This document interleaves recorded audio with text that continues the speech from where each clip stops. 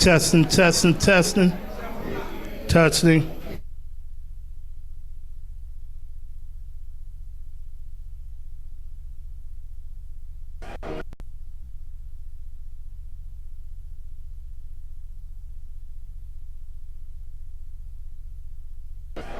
Good evening, Baltimore. This is Harry Gray and Coach Sam. This is Changing Baltimore.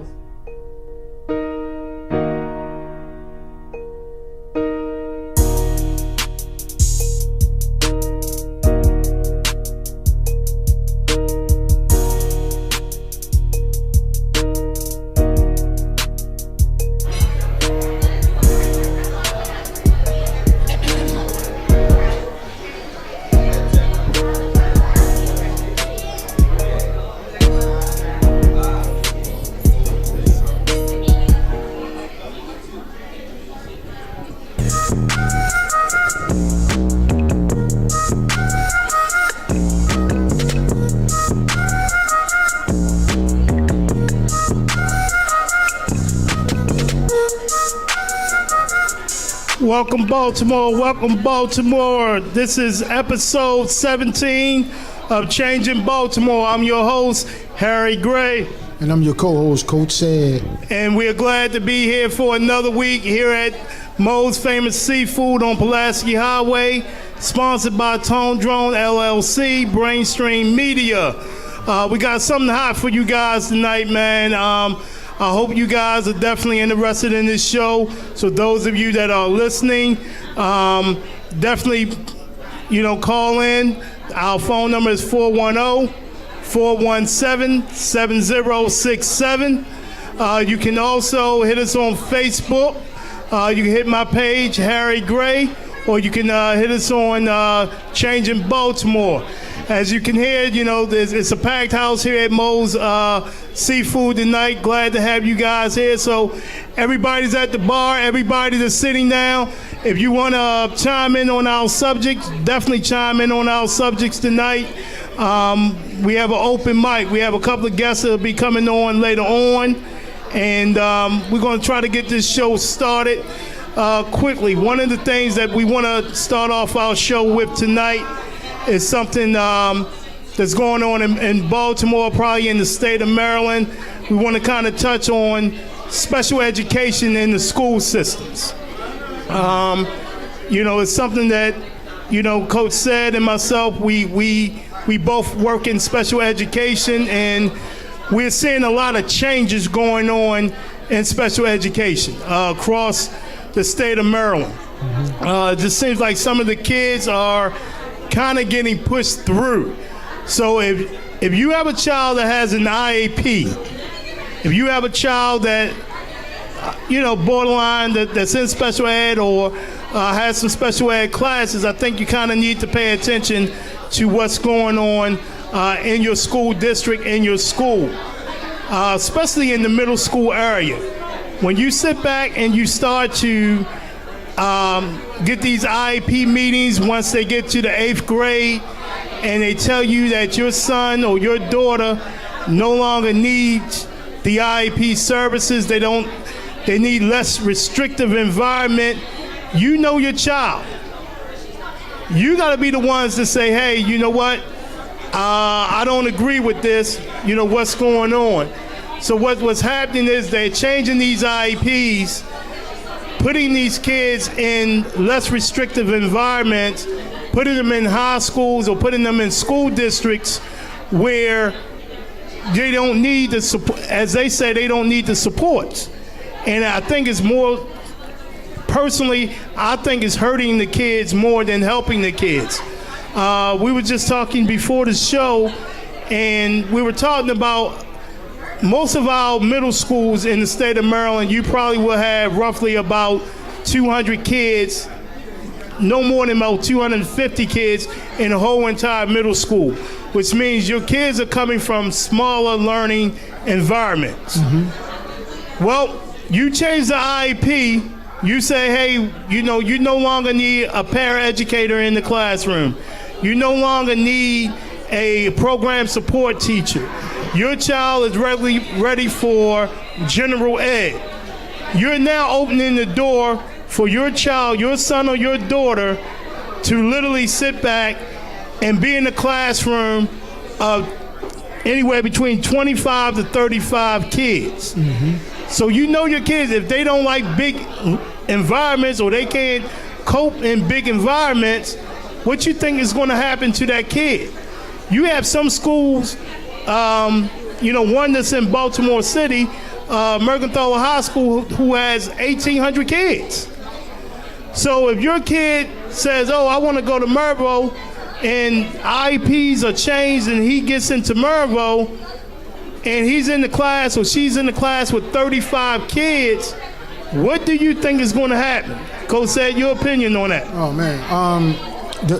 I would, as a parent, I would always check the progress of my kid or my student just to see where he is, because like you said, man, in that big environment, they kind of lose or don't rather get their accommodations. And you got to make sure that your kid, if he has an IEP, meeting his accommodations and getting the necessary things that he need to be successful. And most of the times, they're not getting that. So we need to reach out to the IEP chair and demand to have a meeting expeditiously to see where your child is, if he's progressing or not. Yeah, as parents, please don't be so quick to say, okay, it's good for us to change this IEP, and your child, he's not or she's not doing what they're supposed to do. I've heard of some IEP meetings where parents don't show up. They just talk on the phone. They've been told one thing on the phone. They write another thing on the IEPs. And next thing you know, the child doesn't get those services. I just want you to know, when you sit back and you take a lot of those services away and your child still has those same behaviors, trust and believe me, now they're going to start sending your child home with the swiftness. And most of the time, man, them kids have anxiety when they get around or a large group of kids, and then it makes it worse.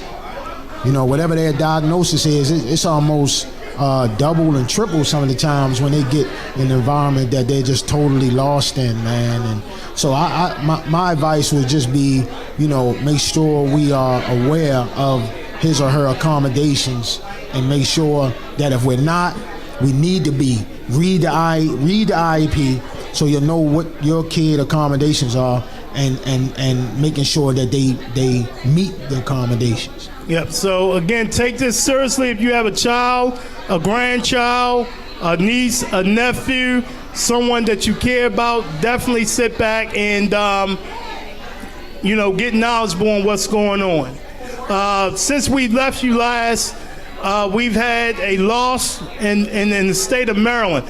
Not going to say just Baltimore City, but in the state of Maryland. It's been a big shock. Elijah Cummings. And one of the things I was reading on Facebook about an hour ago, why isn't the city or the state shut down on Friday for this gentleman's funeral? Everybody says how much he meant to our community, how much he went to the state of Maryland, but it doesn't really seem like we're giving him the homage and the respect that he deserves by actually everybody honoring him on Friday. You just can't name a courthouse after him. I've seen the city shut down for things less than this. So I really think, hopefully some phone calls can be made to the state, to the city, and say, hey, we need to be shut down so we can sit back and pay our respects to this man that meant so much to us. What you think, Sam? I totally agree, man. I think he was larger than life, and he was nationwide, man, worldwide, and Congressman Cummings will definitely be missed, man. And I think that they should shut it down, like shut it down to praise him and give him his homage, man, because he deserves it big time. Yeah, we got certain holidays that we shouldn't be celebrating, and we are closed. I definitely think, man, for somebody that really meant so much to us, we definitely need to pay our respects. Before we go on our first break, I have a question of the day. So this is even for the people sitting here at Moe's. If you can hear me, here's the question of the day. Can you, and I got this from 92Q today, can you be in love with two people at the same time? Yes, can you be in love with two people at the same time? So if you're here at Moe's, if you want to come up and give your answer, come on up. I'm going to put you on camera, and you're going to tell me why or why not. If you're on Facebook, you could call in 410-417-7067. I'll say my opinion, a little later, but I definitely want to hear this, what y'all feel about that.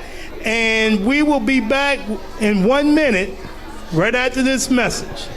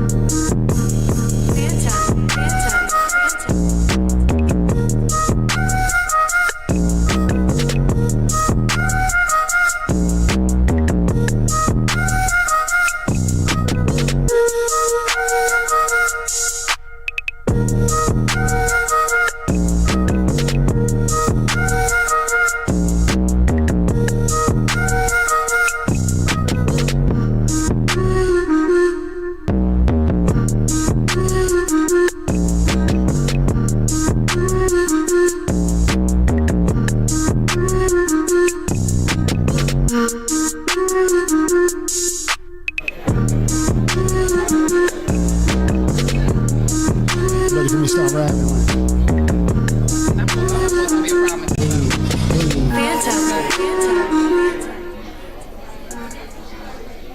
Hey. Welcome back, Baltimore.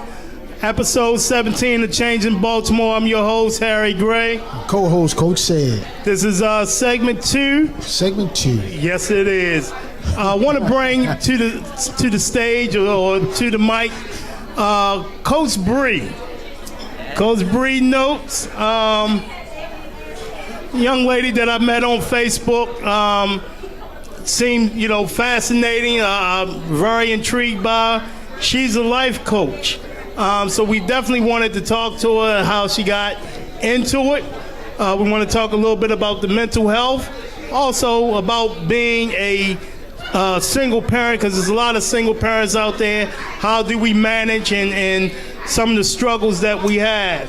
So how you doing, Miss Bree? I'm doing really good today. Can you hear me? Yeah. Okay. Go ahead. I'm doing well. That's good. Thank you for having me.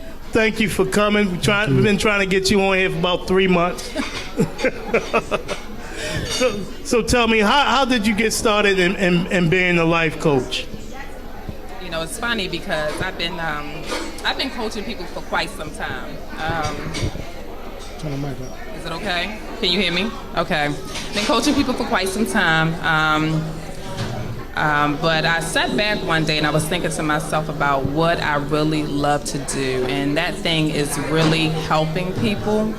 By day I'm an engineer, but by night, I just love to work and help with, help people, because at the end of the day, one of the things I'm starting to see is that there are so many people who they need someone to talk to. A lot of people don't want to go to therapy. They don't want to seek counseling. And I thought to myself, what would be the best way to help people who don't really want to go and see a therapist, okay? Because life coaching, in a sense, is like therapy, but it's not clinical. Okay, it's me being a cheerleader, it's me holding your hand, it's me walking with you, it's me being a confidant.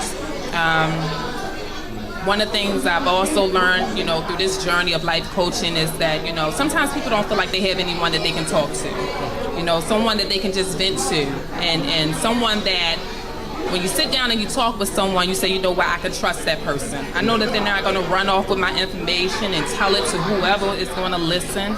And so I just wanted to kind of be that person for some people. So that's how I got into this. So are you kind of talking more to men or to women?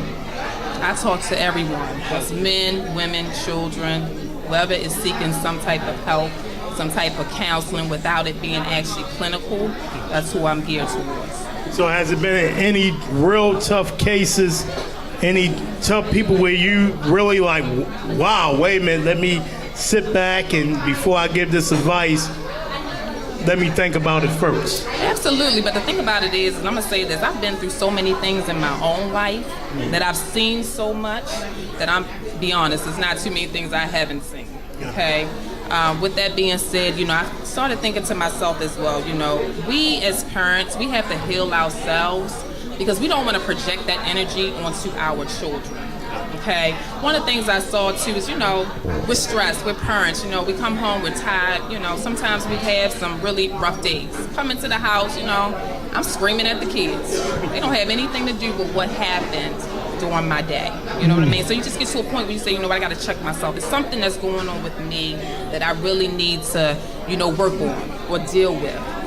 So that's what life coaching is. Yeah, and I've had those days where bad day at work, and I get home, and I may see my daughter, and whatever happened that day, I'm kind of taking it out on her, and it probably won't take me until maybe 1 o'clock in the morning, laying in the bed, and I might say, wait a minute, that was wrong what I did.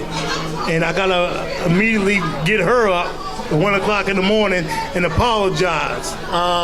So I definitely, been through that. I think going to the other part, the mental health part, the depression part, I think that plays a big part in everything. It does. Let's talk about that a little bit. Absolutely, it does. And it's still harping back on the fact of that we have to heal as people. We have to heal as parents, okay? You have to realize when you're dealing with something, Sometimes we need help, and I know sometimes we want to do it all by ourselves, but sometimes we can't.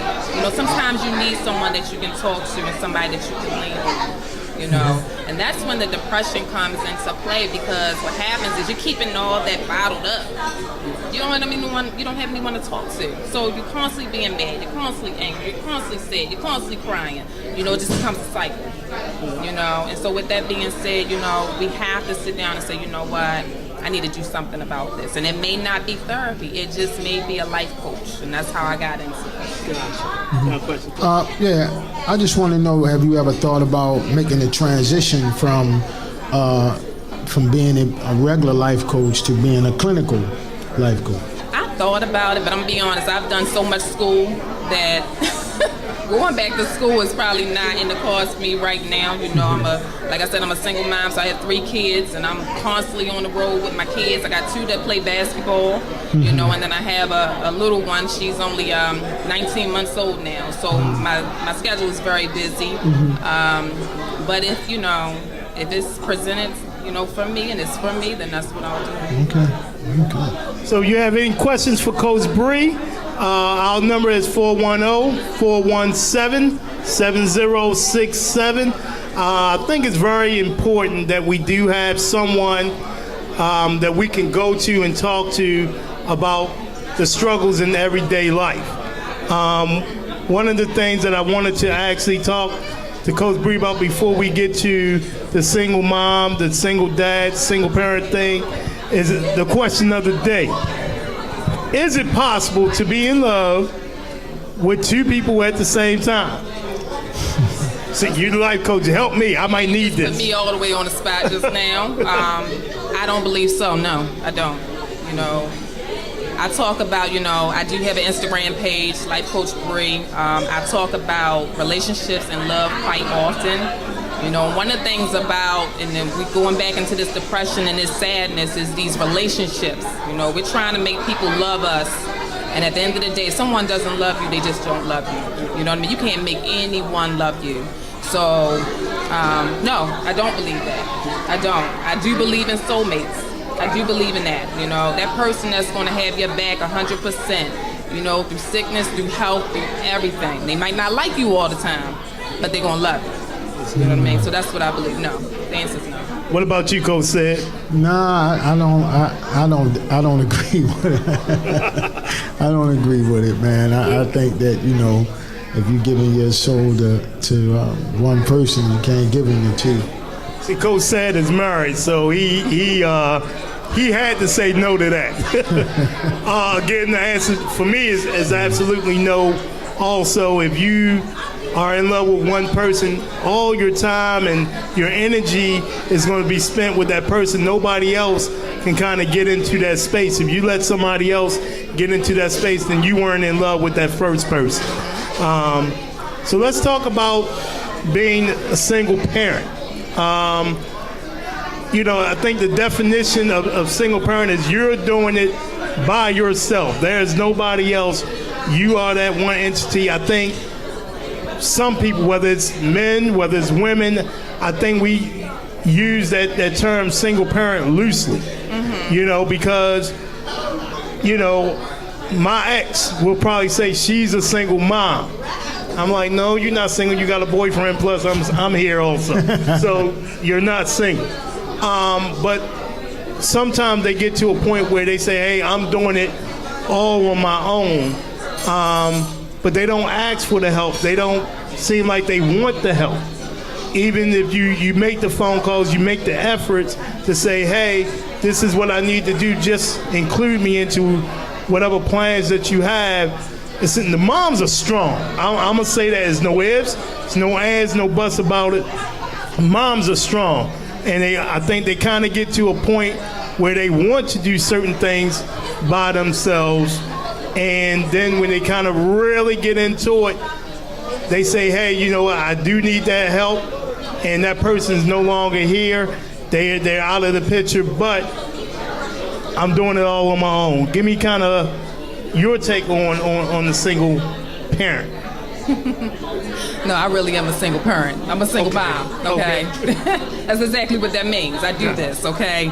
But I will say that, no, I don't believe that, it's a thing of a mom wanting to do it all by herself. There are two people who had a child, and they need to do that equally.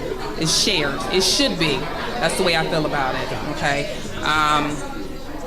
I think when your kids go to a certain point where, especially in sports, you're running up and down the street, you get tired, you get burnt out, So that help is definitely wanted. It's definitely needed. It's not a thing of saying, what, I want to be a single mom.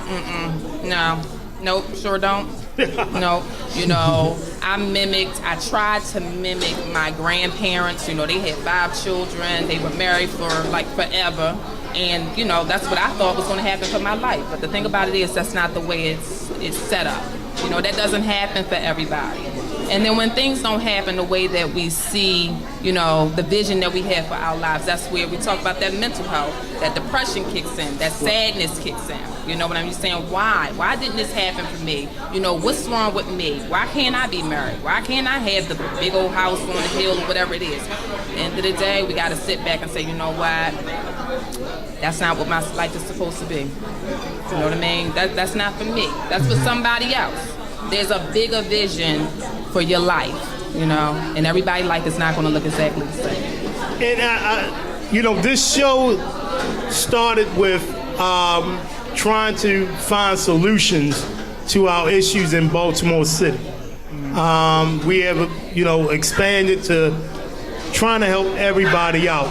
And one of the things that we have come across with all of our guests, everybody that has been a part of Changing Baltimore in the show, sometimes the dads and the people that these kids look up to or want to love, some way, somehow, they have left their life.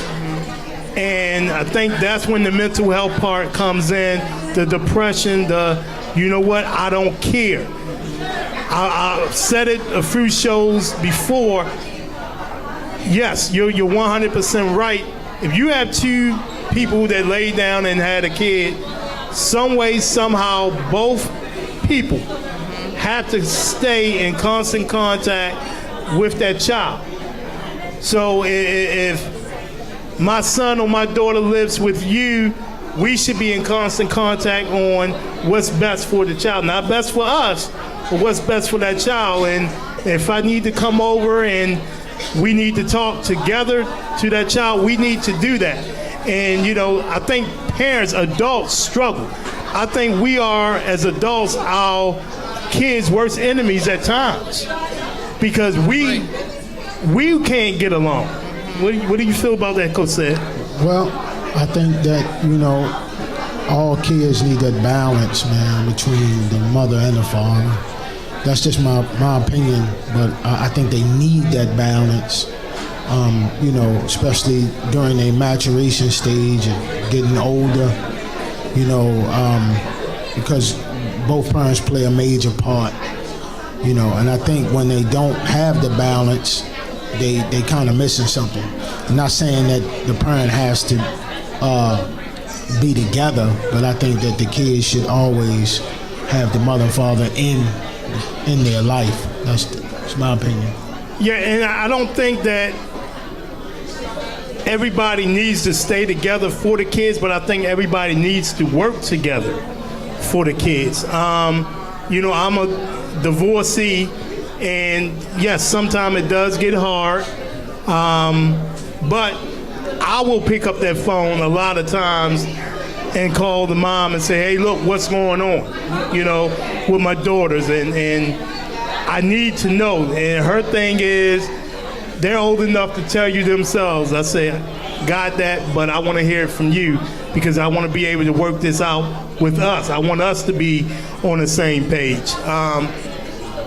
But as you said, everything doesn't work the same for, everybody. Everybody doesn't want to be married once they married that first time and it doesn't work. I'm the one that says, hey, I want to be married again. I'm a find me one. So out of the 5,000 viewers here, I'm gonna find me one. I'm gonna find me one. I'm getting old, but definitely, I'm definitely going to do that. But Coach Bree, I thank you so much for. How can she be reached? Yep. So how can you be reached before you leave us today? You can reach me on Instagram at Life Coach Bree. You can hear me? Instagram at Life Coach Bree. Instagram at Life Coach Bree. Sometimes, man, you have to be able to go to somebody or some entity to get yourself together. One thing about us as a people, we hate to hear that we are not achieving. We hate to hear that we are failing. We hate to hear that we're wrong. Look in the mirror and say, what can I do better? I do it every day. I don't change, but I do it every single day.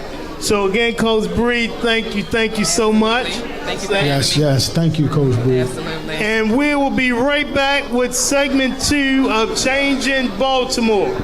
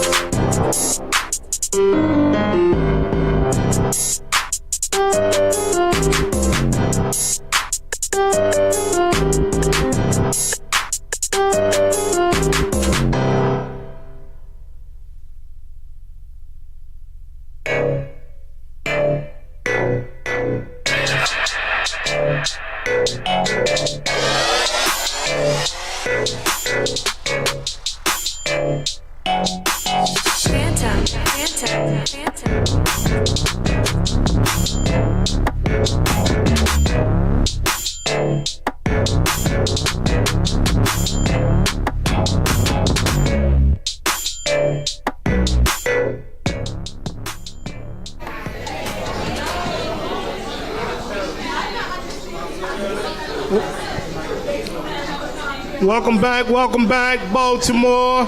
I'm your host, Harry Gray. And co-host Coach said. We are live from Moe's Seafood on Moe's Pulaski Seafood. Highway. Moe's Famous Seafood. Sponsored by Tone Drone LLC. Brainstream Media, man. TJ. Yes. Episode 17. Before we introduce our next guest, I want to say something. I'm getting old, man. I don't care what nobody say. I found it out today. It was no ifs, ands, buts about it. Turned 50 September the 25th, but I've been trying to fight I'm still kind of young. I can still do some things. Today I was actually getting out my car, and as I got out the car, I seen this dog. And from the distance, this dog seemed real big. So I got to walking kind of fast. The dog started running. And you know that four-letter word to begin with the S came in, and I said it loud. My mind saying run, but my body said, you know you're not going to run. So I fell, and I looked up, and the dog was coming. I said, he's just going to eat me. There's no show tonight. I'm done. And the dog got all the way to me, and he just stood over me. It looked like he was laughing at me. And I just looked at the dog and said, do what you got to do, man, because I can't go nowhere. And the dog, he turned around and ran away. But I called my daughter. I went right to my phone, called my daughter and said, come outside and pick your dad up, because I'm right outside on the front lawn. She said, what you doing? I said, man, the dog, he was about to eat me, baby. I couldn't move. I couldn't move. I'm old, man. I'm getting old. Yeah, so I got to find that wife quick, man. Yeah, you was working on it today, son. Yeah, I'm trying, man. I'm trying. Yeah, you working on that. Yep, so our next guest, man, and we're proud to have him, a gentleman that's been in the football spectrum in the state of Maryland for a while. From Pop Warner to the private sector, now the public sector. We'd like to introduce the head coach for Newtown High School, Mr. Mike Savage. Mr. Coach Savage. Thank you. Talk to us, Coach. How's the team doing this year? We're pretty sharp. With the help of my staff and the Lord and good kids, we're making some great strides right now. So this is year 2 for you at Newtown. Before that, you were at, I believe, St. Joe. Now St. Joe for 4 years, and coached at Pikesville Youth Football Program forever. Yeah, brought my sons through that program, and then just kind of graduated to high school. So what's some of the struggles that you have seen so far at Newtown, and what's the difference between your first year and this year? The difference between last year and this year would be we got there kind of late. And see, is a part of when I started. We got there in June, so we had June and July to go. So we just we had to critique kids right away and put kids in spots. You know what I mean? So we didn't have the off-season training. We didn't get to really know the kids. So we just had to kind of get an idea what we had and put a puzzle together quick. This year we had a whole off-season. We went all the way to the state semifinals. One game going to the state championship. We lost on a Friday night. We started weight training that Monday and lift all through the winter, all through the spring, and all through the summer. The kids grew tremendously, got stronger, got real confident, and it's really showing right now. Mm-hmm. Well, they say you get to know somebody. You travel to Florida with them in the car, about 17 hours. So me and Coach Savage got to know each other really well. We coached FBU together with the late great Keon Carpenter. Yeah. And but Coach Mike has been around a while. Took a program over from Coach Wes Johnson, who's like a legend, and Coach Mike took over that program in Pikesville, man, and ran with that, and coached at Newtown and Pikesville really simultaneously. You know what I mean? At the same time. So that was big. But I wanted to ask Coach about his sons and how he got all his sons and to play in D1 and D1 college ball, and what's the recipe to getting your kids there, especially boys, because we have this thing now, man. We kind of babying them, and some parents get upset how you coach them up, not knowing that you have their best interest at heart. So I want to know, how do you do that based on all the stuff around that? The key ingredient to that whole thing with raising men, like we were raised as men, is to put the Lord first. I put the Lord first with my sons, and everything else fell in place. I was extremely hard on my sons. I'm talking about almost borderline child abuse. I'm gonna be honest with you. But it taught them the lesson of hard work. Without hard work, like, we get up every day, go to work. You don't feel like it. Sometimes your body say no, your mind say no, but, through those work ethics and making them do things, it all paid off. We was in church every Sunday. They believed in me. If I told them something was going to happen for them, it happened. Often I went without for them, just so that I could prove to them that no matter what happens, you're going to still have yours. And I told all my sons at an early age, all of y'all play college football. You'll get a free education and you'll have fun playing. And if you're good enough to go to the next level, you will. And so far, two of my sons have had opportunities with the NFL. One still play. It's you have been dealing with kids, like you said, for years. Is it a difference between a Baltimore City kid and a Baltimore County kid in reference to how they are learning the game, how they are coached, and some of the issues that we have just in the city? I know, again, when we started this show, we said, what is going on with our kids in Baltimore City? But as we really sat back and we looked around, it's like, wait a minute, this is not just a Baltimore City thing. This is really nationwide, to be honest with you. And we have to do something to help our kids. So what have you done? Because again, with all the coaching and the different organizations, you have seen a broad spectrum of kids. Tell us what's some of the key ingredients to helping our kids, because I think we have to now find solutions to helping our kids.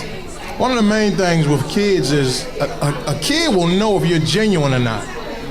If that kid know you're not genuine, he's not going to open up to you. Like a lot of our kids today, and we did too growing up, they go through a lot of things, man, mental, physical, I hate to say it, but abuse. Yes. If it's nothing more than going home to, a drug-infested house. Those kids don't want that life, but that's just what they face with. So when you take a kid to have that situation, and then you break through them walls with that kid, and that kid believe in you, and that kid know you're gonna be there for him, man, that kid will do anything for you.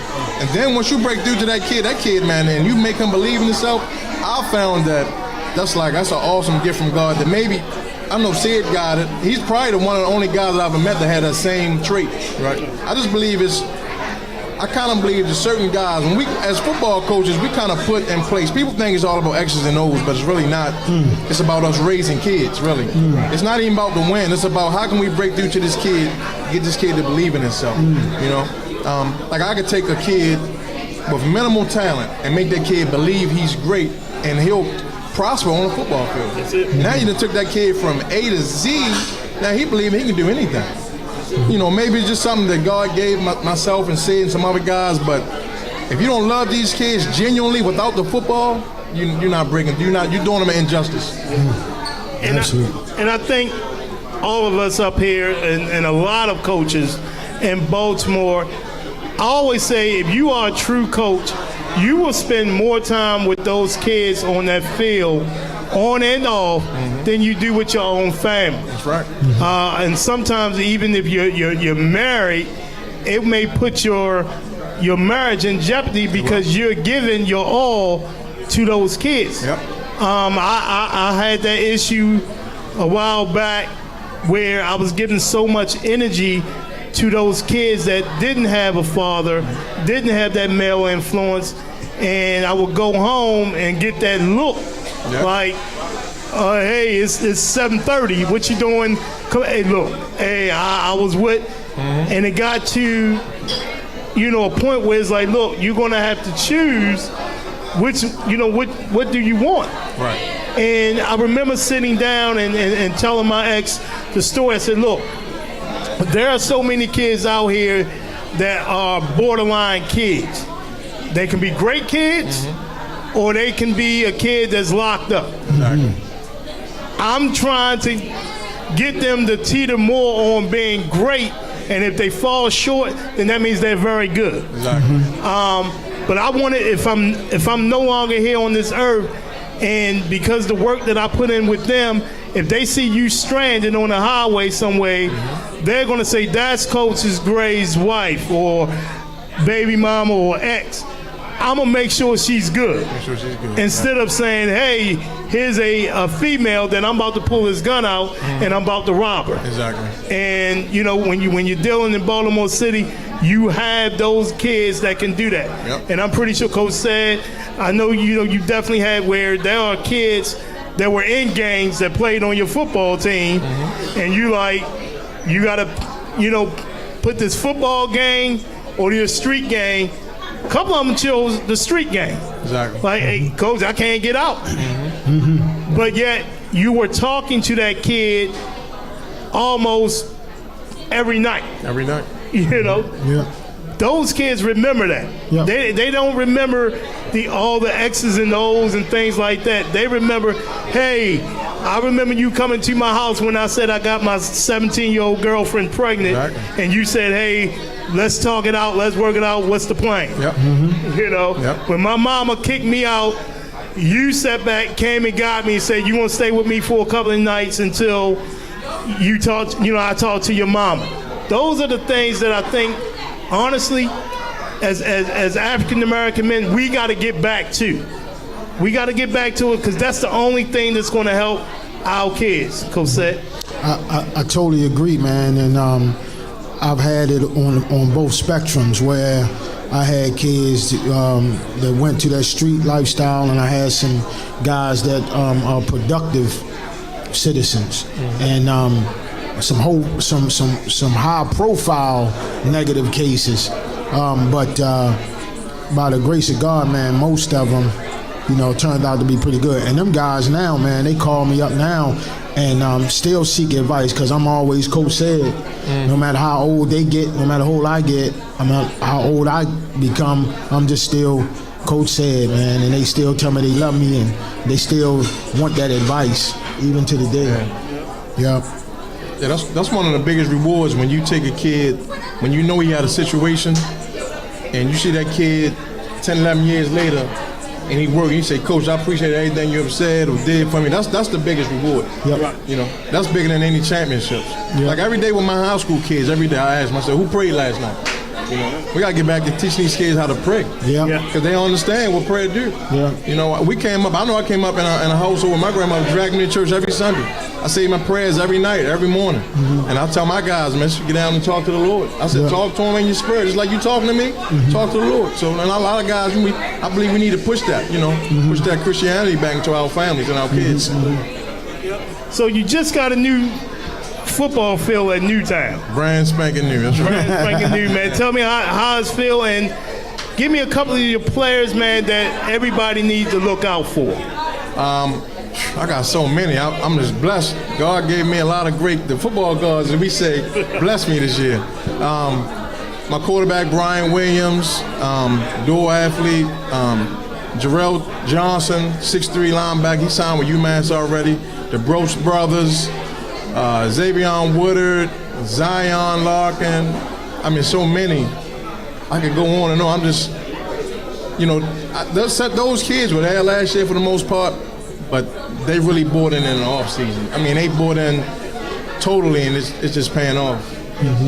So I think last question. I think Mr. Woodard is over 1,100 yards rushing now. Am I correct? 1,150 to be exact. Right. Ooh. Yeah. So again, big things. Actually, I coached his brother a long time ago. I don't know how he got away from it. Yeah. But that's a great thing, man. Keep up the good work. What's your next 2 games? We got Overly this Saturday at 1. This is senior day.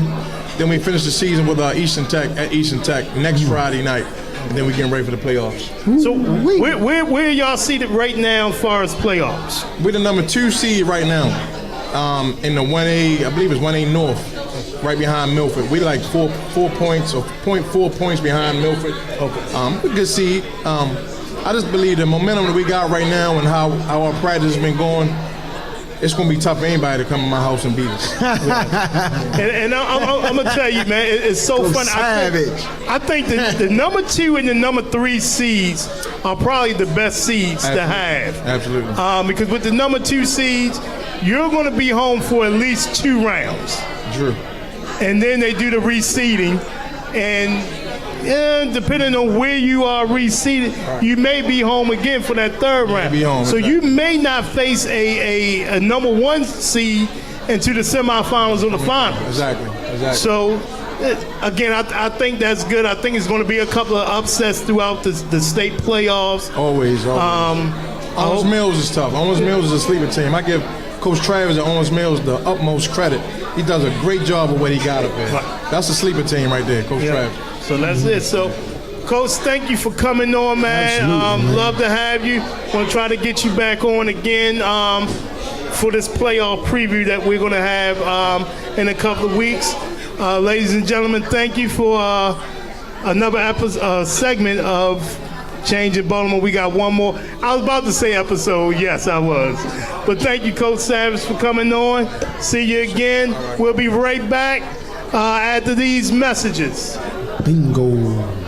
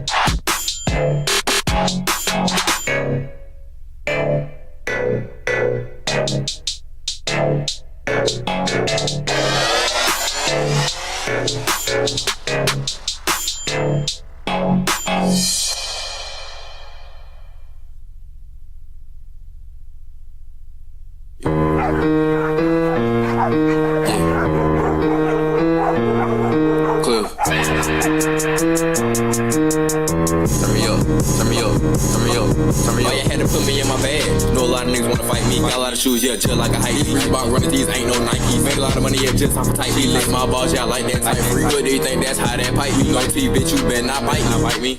Got an iPhone, but you better not Skype me. Did my vibe, now she wanna try to wipe me. Don't trust in the hoe, cause these bitches be shiesty. Wanna love me, but I know she be feisty. Beat a nigga up real good like Kimbo. Chop real long, making them do the limbo. Gang so deep, gotta ride on the limo. It's in the window, so you know you can't see, bro. She run my dick like a rider in the 6 flag. Went to the mall and they came back with 6 bags. Bought 6 cars, so I came back with 6 tags. Bought 6 hoes, so I came back with 6 rags. Got your attention, stop, listen. Diamonds on icebox, dance, glisten. Niggas be 12 rats, bitch. Hoes be mad, crying, bitch.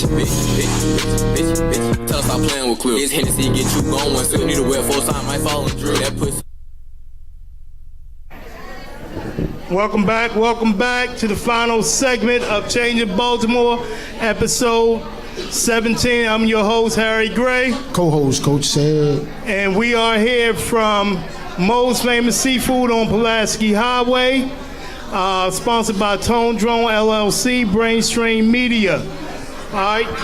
Our next guest, man, is someone that's probably known throughout the Baltimore City area. He's been around for a long, long time. Yes, long time. Coach Stephen Barrett, how you doing, Coach? I'm good. How about yourself? Well, I'm making it. Yeah. I'm making. Coach said. Well, I wanted Coach Steve to be on the show for a while, and I wanted to kind of ask him some questions outside of the Charm City thing, because I know Coach Steve been at Charm City for how long, Coach Steve? 21 years. Dang. Well, 20, and because you know that 1 year when we merged with Sandtown, right, so right. you got to put that year in there. Yeah, so you it's got 20 you. plus 1. Wow.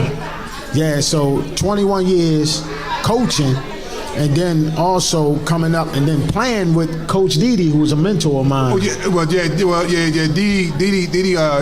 By me coming up through Lexington Terrace, right. Didi always was, like 10 years older than me. Yeah. Was our coach. Right. You know what I'm saying? So he always mentored me too. Right. You know what I'm saying? So he always was our coach, whether it was baseball, football, whatever. Right. So Didi always was there for us. So I want to keep the same energy we had with Coach Mike, and I just want to ask the question.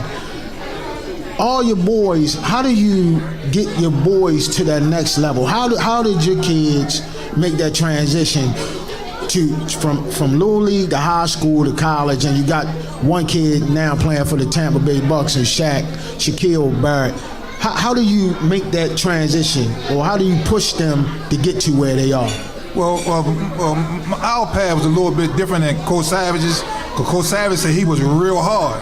I wasn't hard like that on my kids. I just put them in a position to play or don't play. You know what I'm saying? So, my kids always play baseball, wrestle, and football. So if you, like my oldest boy, you know what I'm saying, he played under your coach. Coach Wren? Yeah, Coach Wren. You know what I'm saying? He didn't want to wrestle. You know what I'm saying? But he was really good at it, but he didn't want to wrestle. So I didn't force him to wrestle. Mm-hmm. So all my sons, my next two boys, I had 5 sons. Mm-hmm. So my next 2 boys, they wanted to wrestle. They was all hyped for wrestling. Mm-hmm. So they wrestled before that. They wrestled, then all the rest of the boys that fell in place. That's like automatic. They wanted to do it. So I didn't pressure none of them. I didn't have them running all to these camps and doing all that. But all I done was kept them into it as much as they wanted to do it. I kept them into it. Mm-hmm. You know what I'm saying? So one just followed the other one and just went like that. So it really was no whole bunch of pressure. Only thing the pressure they had was I'm going to be on their back for schooling. You know what I'm saying? So the schooling stuff just spilled over to everything else. So the way I was with them every single day as far as the schooling, I was there every day as far as the sports. So they always knew they had me behind them. Mm-hmm. You know what I'm saying? So they knew they had to do right. No matter was it following the instruction from the coach in football or following instruction from the teachers. Wow. So they always knew I'm always right there. That threat of dad was already right there with the big hand ready to blow it up and go outside that noggin. Right. So when your kids are coming up through the Pop Warner High School, even with wrestling, and you see that, wait a minute, this kid right here is going to be special. Did you push harder, or did you kind of ease up a little more? Because I know you said earlier that you wanted them to choose on their own what they were going to do.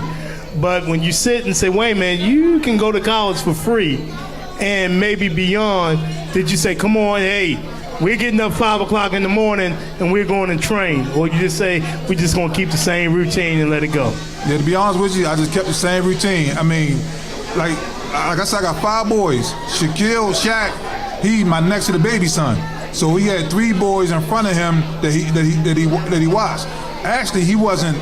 I didn't see like, they're gonna be this, they're gonna be that. I didn't see all that ability, agility, whatever you want to call it. But Shaquille, he really wasn't like out of all the boys was the best one. He just got the best results because my other 2, they went to college for wrestling. You know, they was really, really good wrestlers. You see, my son got the band up in Patterson, yes. You know what I'm saying, for wrestling. So he went to college for wrestling. My other son went to college for wrestling.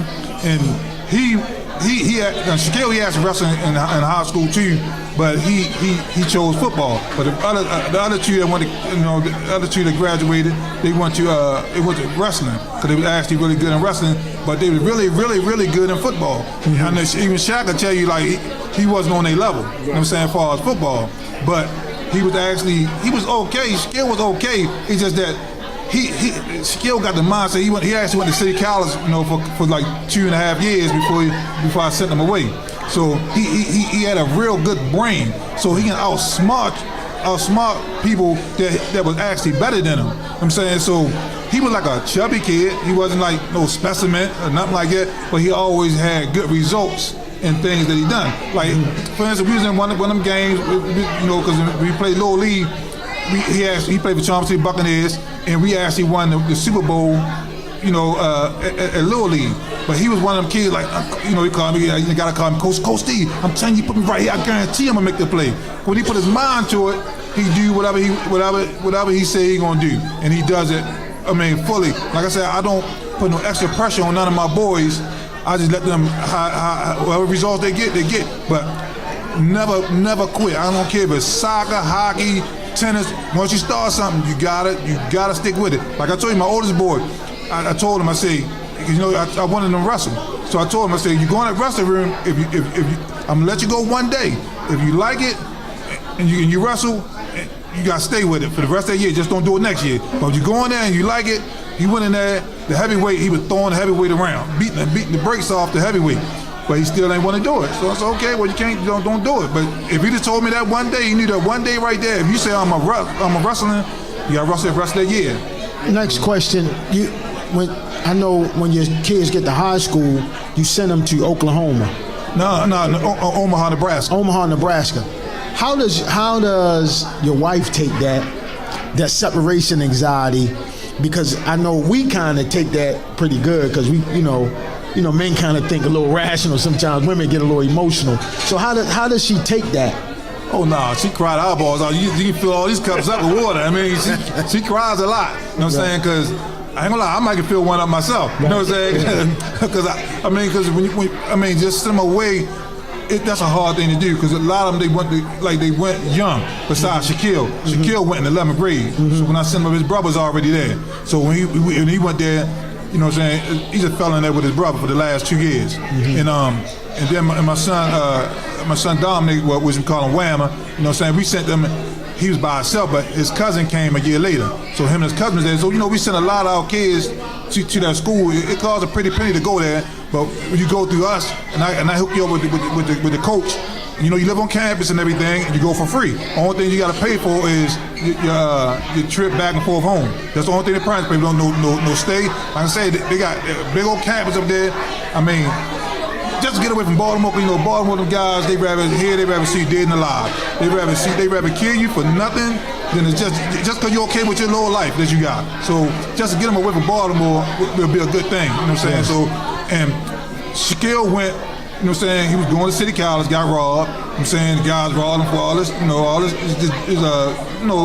a watch, he had a telephone. They robbed him, so just to get him away from Baltimore, I sent him out there with his brother. You know what I'm saying? And then same thing with Whammer. He was going over Mervo, guys jumped on him, had to send him away too. You know what I'm saying? So this Baltimore, I just wish we can do better in Baltimore. I wish we like each other instead of hating each other. Yeah, man, that's another story, man. Yeah, man. Last question. all the years that you've been at Charm City, how do you keep those kids together and kind of keep them out of trouble in that area? I mean, it's just like Charm City been around so long, so a lot of the kids, they follow their brothers, uncles, and nephews and stuff like that come through there. So they automatic kind of like just know they're gonna be a Charm Cityan or a Charm City Buccaneer as they start their football or career. So they stay together like that for the most part. So they just follow in somebody else's footsteps, that started with Charm City. So basically, it's the parents. You got a good relationship with the parents. They keep them there, and they keep them as being Buccaneers. Thank you so much, Mr. Barrett. Thank you, Coach. It's been a pleasure to have you on. Hope to have you on again. I hope to have you on with your son so they can actually talk about their experiences in Baltimore and Nebraska and how you pushed them as a dad and what influence you had on their life. Right. So continue doing a great job, in the community and with your sons. And definitely have you on again soon. Yeah, thanks, Coach Steve. Appreciate you, Coach Steve. Thanks, Sid. All right. And this has been another episode of Changing Baltimore. Thank you, and we see you next week.